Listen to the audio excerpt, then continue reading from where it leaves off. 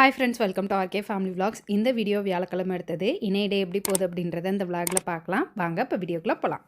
காலையில் ஒரு 6 மணி போல் தான் எந்திரிச்சேன். எந்திரிச்சதும் சாதத்தை வடிச்சிட்டு பிள்ளைங்களுக்கு வெண்டைக்காய் பொரியல் பண்ணிவிட்டு அதில் அப்படியே சாதம் போட்டு பரட்டி கொடுத்துடலாம் அப்படின்னு நினச்சேன். ஆனால் கயல் எனக்கு வெண்டைக்காய் புளிக்குழம்பு வேணுமா அப்படின்னு கேட்டால், அதனால் கொஞ்சோண்டு மட்டும் பொரியலுக்கு எடுத்துகிட்டு மிச்சம் கொஞ்சோண்டு அப்படியே குழம்பு வச்சுட்டேன். எனக்குமே வெண்டைக்காய் புளிக்குழம்பு சாப்பிட்டு ரொம்ப நாளான மாதிரி இருந்தது. அதனால் பாப்பா கேட்டோடனே நானும் வச்சுட்டேன். 2 பேருமே டிஃபன் பாக்ஸுக்கு சாதம் பிசைஞ்சு வச்சு விட சொல்லிட்டாங்க. அதனால் 2 பேருக்குமே பிசைஞ்சு வச்சுட்டேன். கடிச்சிக்கிறதுக்கு ஒரு ஆம்லேட்டு கூடவே வெண்டைக்காய் பொரியல் வச்சுருக்கேன். ஸ்நாக்ஸுக்கு இன்றைக்கி மாதுளம்பழம் கொடுத்து விடுமா அப்படின்னாங்க. சரி ஓகே அப்படின்ட்டு மாதுளம்பழம் தான் கட் பண்ணி கொடுத்தேன். இன்றைக்கி பிள்ளைங்களுக்கு பிரேக்ஃபாஸ்ட்டுக்கு சத்து மாவு கஞ்சி தான் செஞ்சேன்.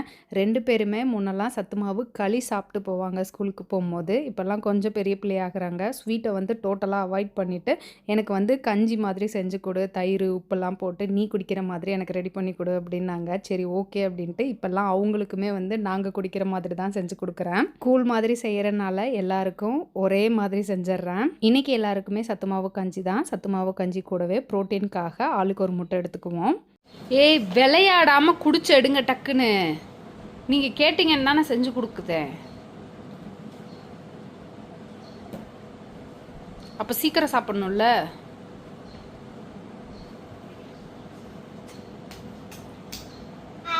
பாய். கண்ணுக்கே தெரியாமல் போட்டு வச்சுருக்க நீலாம். பாய். நீ கிளம்பலையா? போட்டு வைக்கலையா? நல்லா இருக்கும் நல்லா இல்லையோ, இப்படி போட்டாதான் முன்னாடி சொட்டை விழுகாமல் இருக்கும். அதுக்கப்புறம் உங்களோட விருப்பம். சரி,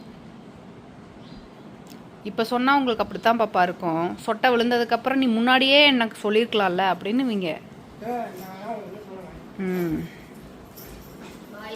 பாய். பிள்ளைங்களை ஸ்கூலுக்கு கிளப்பி விட்டு நாங்களுமே பிரேக்ஃபாஸ்ட்லாம் சாப்பிட்டுட்டு பிள்ளைங்க ஸ்கூலுக்கு கிளம்பிட்டோம். கயல் கண்மணி 2 பேருக்குமே 1 வயசாக இருக்கும் போது ஆதார் எடுத்தது. அதுக்கப்புறம் அப்டேட் பண்ணவே இல்லை. அவங்க ஸ்கூலில் இப்போ ஆதார் அப்டேட் பண்ணுறதுக்காக கேம்ப் போட்டிருந்தாங்க. சரி போய் அப்டேட் பண்ணிட்டு வந்துடலாம் அப்படின்னு சொல்லி போயிருக்கோம். 2 பேருக்குமே என்னோட ஆதார் வச்சு தான் ஆதார் எடுத்தோம். எனக்கு எங்கள் அப்பா வீட்டு அட்ரஸ் இருக்கும். இத்தனை வருஷம் பெருசாக கண்டுக்கல. இப்போ அட்ரஸ் கரெக்ஷன் பண்ணணும்னு நினச்சோம். கரெக்டாக கேம்ப் போட்டிருந்தாங்க ஸ்கூலில். அதனால் 3 பேருக்குமே சேஞ்ச் பண்ணிடலாம் அப்படின்னு சொல்லிட்டு அட்ரஸ் கரெக்ஷன் பண்ணிட்டு இருக்கோம். ஆதார் அப்டேட் சாதாரண விஷயம் இல்லை. 2-3 நாளாக அலைகிறோம். அட்ரஸ் கரெக்ஷனுக்கு என்னெல்லாம் வேணும்னு கேட்டு அதை ரெடி பண்ணி எனக்கும் கையலுக்கும் அடுத்த நாள் பண்ணிட்டோம். கண்மணிக்கு ஃபஸ்ட்டு பயோமெட்ரிக் அப்டேட் பண்ணணும். அது அப்டேட் ஆனதுக்கு அப்புறம் தான் அட்ரஸ் கரெக்ஷன் பண்ண முடியும் அப்படின்ட்டு அவளுக்கு இன்னொரு நாள் போய் பண்ணோம். ஸ்கூலில் கேம்ப்பு போட்டப்பயே எங்களுக்கு 3 நாள் ஆயிடுச்சு. வெளியே போயிருந்தோம்னா எத்தனை நாள் ஆயிருக்குன்னு தெரியாது. ஏன்னா ஏதாவது ஒரு விஷயம் கேட்டிருப்போம், அதை சொல்லியிருப்பாங்க. நம்ம போய் எடுத்துகிட்டு வந்தோம் அப்படின்னோம்னா இது இப்படி இல்லை அப்படி அப்படின்னு சொல்லி அனுப்பி விடுவாங்க. ஸ்கூலில் வேலையை முடிச்சுட்டு நாங்கள் ஒரு 3 மணி போல் தான் வந்தோம். லஞ்சு சாப்பிட்டு உட்காந்தோம். பிள்ளைங்க ஸ்கூல்லேருந்து வந்தாங்க. ஸ்கூல்லேருந்து வந்ததுமே வாங்க கடைக்கு போகலாம் அப்படின்னு சொல்லிட்டு கிளம்பிட்டோம். எங்கள் குலசாமி சாமி கும்பிடு வருது, கயல் பர்த்டே வருது. ஸோ அதனால் ட்ரெஸ் எடுக்கலாம் அப்படின்னு சொல்லி தான் கிளம்பிட்டோம். கையில் அம்மா என் பர்த்டேக்கு இன்னும் கொஞ்ச நாள் தான் இருக்குது, ட்ரெஸ் எடுக்கலாமா அப்படின்னு சொன்னால், உனக்கு பர்த்டேக்கு முன்னாடி எனக்கு கல்யாண நாள் ரியா, அதுக்கே இன்னும் ட்ரெஸ் எடுக்கல அப்படின்னு சொல்லிட்டு இருந்தேன். பண்ணல. எங்கே ஈ காட்டு எங்க? ஐயோ சந்து பல்லு. எனக்கு இது விழுக போதா? இது விழுந்து முளைச்சிருச்சா விழுக போதா? கீழே விழுந்துருச்சா பாப்பா? இன்னும் இல்லை, அதுக்கு இப்பதான் விழுகுது பல்லேன்னு. இது கலர் வித்தியாசமா இருக்கு. அது ஆயிப்பல். இங்க இது ஒண்ணு விழுந்துருச்சு, இது விழுந்துரும்.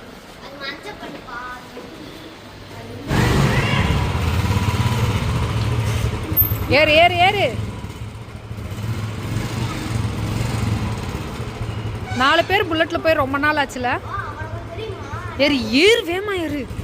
நாங்கள் 4 பேர் சேர்ந்து புல்லட்டில் போய் ரொம்ப நாள் ஆச்சு. ரொம்ப நாள் கழித்து இன்றைக்கி டவுனுக்குள்ளே போகிறனால போய் காரை பார்க் பண்ணி எடுத்துகிட்டு வர லேட் ஆகும், பைக்லேயே போயிடலாம் அப்படின்னு சொல்லிட்டு புல்லட் எடுத்துகிட்டு கிளம்பிட்டோம். அப்பையும் பிள்ளைங்களை கூப்பிட்டு முன்னாடி போப்பா, நான் எக்ஸல் வேணால் எடுத்துகிட்டு வரேன் அப்படின்னு சொன்னேன். வா போயிடலாம் அப்படின்னு சொல்லி கமல் சொன்னாங்க. அதனால் கிளம்பிட்டோம். வழக்கம் போல் பிள்ளைங்களுக்கு ட்ரெஸ் எடுக்கிறதுக்கு பார்வதி சில்க்ஸ் தான் வந்தோம். பிள்ளைங்கக்கிட்ட சொல்லிக்கிட்டே தான் வந்தேன். ட்ரெஸ் எடுத்து கொடுத்தேன் அப்படின்னா அதை அந்த அன்னைக்கு மட்டும் போட்டுட்டு அதுக்கப்புறம் போடாமல் இருக்கக்கூடாது, ரெகுலராக யூஸ் பண்ணணும் அப்படின்னு சொல்லிகிட்டே வந்தேன். கையில் அதை கேட்டுகிட்டே இருந்தனாலையோ என்னமோ தெரில, எனக்கு அந்த மாதிரி ட்ரெஸ்ஸு வேண்டாம், எனக்கு ஜீன்ஸு டிஷர்ட்டு அந்த மாதிரி எடுத்து கொடுமா அப்படின்னு சொல்லிட்டா. அந்த கலர் போர்டுக்கு அந்த பர்பிளும் இந்த டார்க்கும் நனம்புல சேர்த்து எடுத்தேன். பர்பிள் எடுக்கிற வேற ஏதாச்சும் எடு.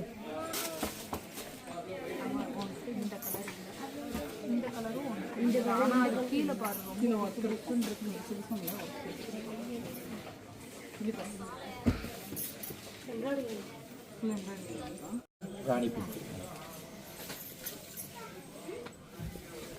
எங்கள் அம்மாலாம் நான் எடுத்து கொடுக்குறதா நீ போடணும்னு சொல்லும். அப்போல்லாம் ஃபங்க்ஷன் ஏதாவது ஃபெஸ்டிவல் வந்தால் மட்டும். ஆமாம். எந்த கலரு?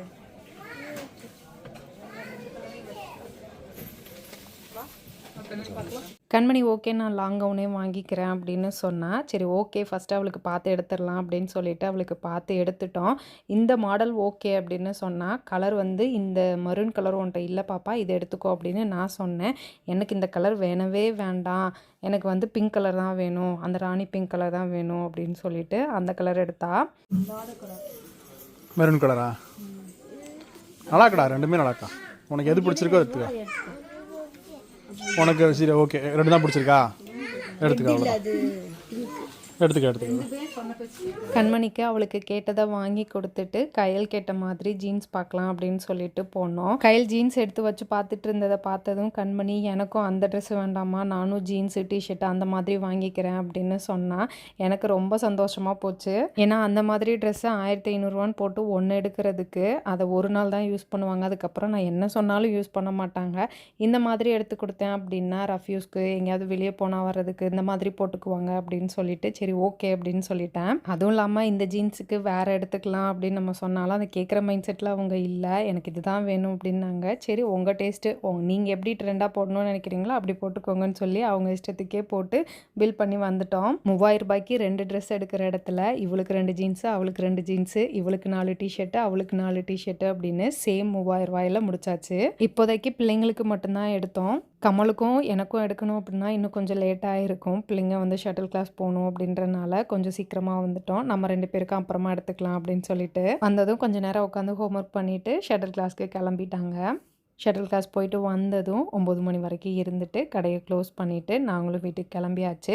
வீட்டில் போய் தான் டின்னர் செஞ்சு சாப்பிட்ணும். கடையை க்ளோஸ் பண்ணிவிட்டு வீட்டுக்கு போகிறோம் அப்படின்னா எப்படியும் 9:45 ஆயிரும். அதுக்கப்புறம் சமைச்சு சாப்பிட்டு தூங்குறதுக்கு 10:30 ஆகிடும். கடை க்ளோஸ் பண்ணாமல் பிள்ளைங்க ஷட்டில் கிளாஸ்லேருந்து வந்ததும் கிளம்புறோம் அப்படின்னம்னா 9 மணிக்கெலாம் நாங்கள் வீட்டுக்கு வந்துடுவோம். சாப்பிட்டு 9:30க்கெலாம் பிள்ளைங்க தூங்கிடுவாங்க.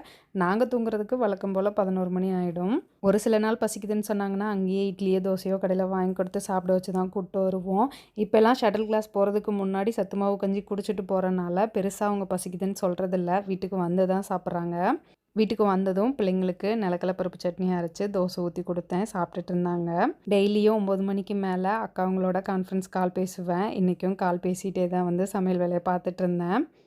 இந்த வீடியோ வெள்ளிக்கிழமை எடுத்தது. காலையில் பிள்ளைங்களை ஸ்கூலுக்கு அனுப்பிச்சி விட்டு நானும் கமலும் திண்டுக்கல் கிளம்பி வந்துட்டோம். கமல் ஒரு வேலையாக வெளியே போயிருந்தாங்க, நான் ஒரு வேலையாக வெளியே போயிருந்தேன். மதியம் லஞ்சை சாப்பிட்டுட்டு கமலுக்கு ட்ரெஸ் எடுக்கலாம் அப்படின்னு சொல்லிட்டு கடைக்கு வந்திருக்கோம். கமல் ஷர்ட் எடுக்கிறியா அப்படின்னு கேட்டேன். இல்லை எனக்கு ஷர்ட்லாம் வேணாம், டிஷர்ட் தான் வேணும் அப்படின்னு சொல்லிட்டு டிஷர்ட் பார்த்துட்டு இருந்தாங்க. டிஷர்ட் எடுக்கிறாங்க அப்படின்னா 1 வருஷத்துக்கு தேவையான டிஷர்ட்டாக மொத்தமாக தான் வந்து கமல் எடுப்பாங்க. ஆல்ரெடி இருக்கிற கலராக தான் பார்த்து எடுத்துகிட்டு இருந்தாங்க. இதெல்லாம் ஆல்ரெடி இருக்குப்பா அப்படின்னா இல்லை அதெல்லாம் பழசாயிருச்சு, அதெல்லாம் தூக்கி போட்டுருவேன், இப்போ நான் புதுசாக எடுக்கிறேன் அப்படின்னு சொல்லி எடுத்துகிட்டு இருந்தாங்க. சரி என்னமோ பண்ணுன்னு நானும் விட்டுட்டேன்.